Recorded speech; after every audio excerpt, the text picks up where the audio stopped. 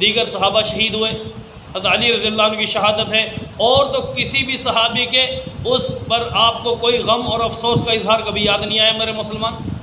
سیدنا حسین رضی اللہ عنہ کی شہادت ہے، دیگر ان کے جو رفقا کی شہادت ہے، کیا اس ایک کی ہی شہادت ہے؟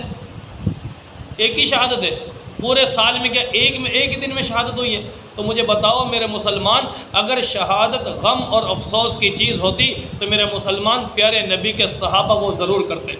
جب حضرت حسین رضی اللہ عنہ کے بعد جو دیگر صحابہ بچے، ان صحابہ سے کوئی عمل ثابت نہیں سالانہ 10 محرم کو۔ جیسے بھائی سوچنا، سمجھنا، عمل میں لانا، یاد رکھیں ان باتوں کو کہ جب اتنا پریشان کن ایسا معاملہ ہے نہیں تو پھر محرم کے مہینے میں ان شادیوں کو کیوں ترک کیا جا رہا ہے؟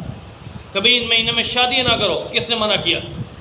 ذی الحجہ میں بھی شادی کر سکتے ہو، ذی القعدہ میں شادی کر سکتے ہو، رجب میں شادی کر سکتے ہو، محرم میں بھی شادی کر سکتے ہو۔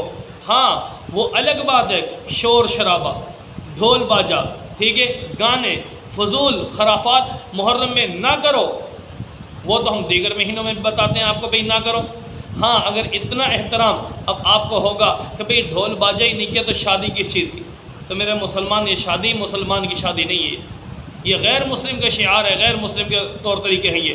تو غیر مسلم کے شعار کو عام مہینوں میں بھی مت اپناؤ، ٹھیک ہے، بجائے تم اس کو محرم میں لاؤ۔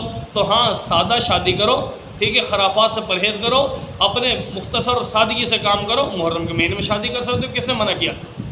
اگر یہ شادی منع ہوتی میرے محبوب، جب پتہ چل چکا تھا کہ میرے نواسوں کو شہید کیا جائے گا تو بتا دیتے بھئی جس مہینے میں ان کی شہادت ہوگی نا اس مہینے میں تم نے خوشی نہیں منانی، اس مہینے میں تم نے غم منانا۔ جب ایسی کوئی تعلیمات محبوب سے نہیں ملتی، دیگر صحابہ سے نہیں ملتی، تو عجیب معاملہ ہے کہ ہم ان کو ترک کیے جا رہے ہیں۔ تو لہٰذا میرے مسلمان پیارے نبی کے دین کو سمجھیں، صحابہ کی عقیدت، عظمت اور محبت کو اپنے دل میں بسائیں، پیارے نبی صلی اللہ علیہ وسلم کے ایک ایک صحابی سے سچی محبت اللہ تعالی ہم سب کو نصیب فرمائے۔